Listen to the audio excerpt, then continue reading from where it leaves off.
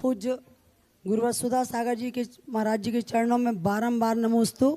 आरिका माताओं के चरणों में बारंबार बंदामी। समस्त चुल्लक महाराज जियों को बारंबार इक्षामी। नमोस्तु महाराज जी। महाराज जी पहले थोड़ी सी अपनी भावना रखती हूँ और क्षमा भी चाहती हूँ आपसे।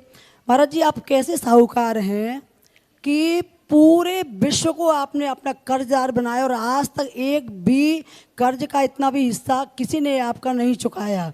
उसके पश्चात भी आप देते जाते ऐसा मैंने आज तक साहूकार देखा ही नहीं महाराज जी आज तक।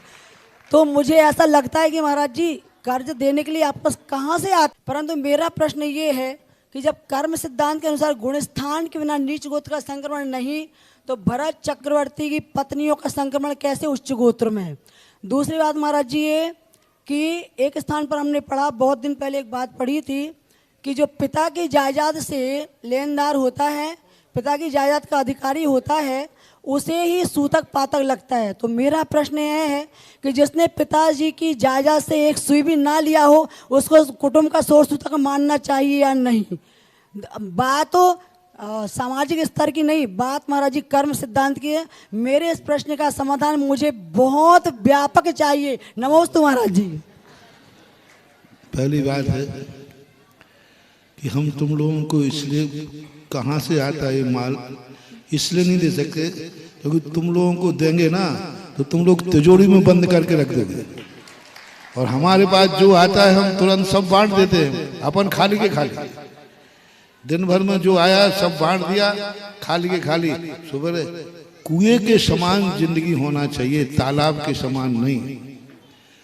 कुएं के अंदर पहले जो कुएं होते थे ना, तो गर्मी के दिनों में सब शाम को खाली। यदि कोई विदेशी देखे तो कहेगा कि कल से सब गांव वाले भूखे मरेंगे, प्यासे मरेंगे।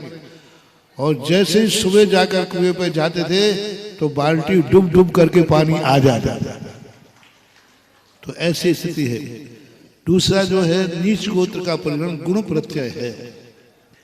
तो गुण प्रत्यय के माध्यम से परिवर्तन होता है। त्रियंचों के उदाहरण तो शास्त्रों में दिए हैं, पर त्रियंच का होता है तो मनुष्य का भी होना चाहिए। दूसरी बात है भरत चक्रवर्ती जो रानियां लाता है 32,000, तो ये कोई निषेध नहीं है कि नीच गोत्र की ही कन्या जो है, नीच गोत्र अलग है और वर्ण की व्यवस्था अलग है। नीच गोत्र अलग है और वर्ण व्यवस्था अलग है। यदि गोत्र परिवर्तन नहीं हुआ है तो भी कोई परिवर्तन नहीं बदला, क्योंकि नीच गोत्र भी पंचम स्थानवर्ती होता है। नीच गोत्र के साथ भी सम्यक दर्शन होता है। नीच गोत्री भी तुम्हारे परिवार का सदस्य बन सकता है। नीच गोत्र में फर्क नहीं है। नीच गोत्री से विवाह संबंध होने में कोई बाधा नहीं है। बाधा है शूद्रादिक का। बाधा जो दूसरी है आज जो सामाजिक व्यवस्थाएं हैं, क्योंकि नीच गोत्र होकर के भी धर्मात्मा हो सकते, धर्म का रूप, और वो यहाँ आ गए।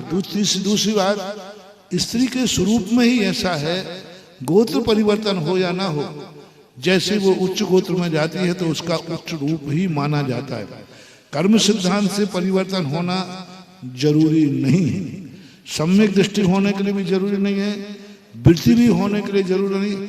यहाँ तक कि क्षुल्लक महाराज भी बनते हैं, बनने के बाद भी नीच गोत्र उनके लिए क्षुल्लक बनने में कोई बाधक नहीं। पंचम गुण स्थान आराम से नीच गोत्र के साथ बहुत अच्छी तरह बनता है। जब पंचम गुण स्थान बनता है तो वैभाविक संबंध में नीच गोत्र की कोई बाधा नहीं। विधर्मी का सवाल आज सबसे ज्यादा समस्या है, विधर्मी। और आज विधर्मी में जो कानून की व्यवस्था है, इसलिए आज के समय वो व्यवस्था नहीं बैठेगी। और यदि उसने संपत्ति नहीं ली है अपने पिता की, तो क्या वो बल्दियत भी नहीं लिखता है। गोत्र में जब परिवर्तित होता है, जब वो गोद में चला जाता है, तो वह पिता का नाम उसका लिखता है जिसके गोद के गया, जिससे जन्म लिया है उसको फिर नाम पिता के स्थान पर नहीं भरता। कन्या एड्रेस में पिता का नाम नहीं भरती, पति का नाम भरती है। विवाहित कन्या को एड्रेस में पिता का नाम भरने की परंपरा नहीं है। विवाहित की जो स्त्री है वो एड्रेस में केयर आप क्या भरेगी, पति का नाम भरेगी। पिता का नाम नहीं भरेगा।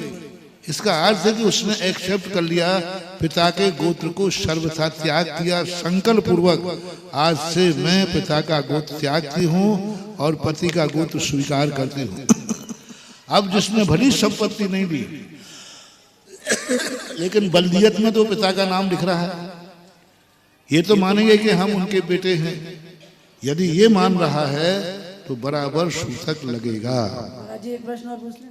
हाँ, एक तो जब वो यदि ऐसा मानना उसने छोड़ दिया कि नहीं, तो फिर छोड़ देने से नहीं हुआ। आज से मैं पिता को पिता नहीं मानूंगा तो भी नहीं होगा, दूसरे को आपको पिता मानना पड़ेगा। सकलीकरण जो होता है, कोई कहे कि मैं मनुष्य पर्याय का त्याग करता हूं, नहीं, मनुष्य पर्याय का त्याग करके दूसरी पर्याय का सकलीकरण करना पड़ेगा कि मैं इसको देव बनाता हूं। तो यदि इस पिता को त्यागता है और यदि वो गृहस्थ है तो उसे किसी ना किसी रूप को अपना वंशज पिता स्वीकार करना पड़ेगा और गोद जाना पड़ेगा, तभी वो सूतक हटेगा।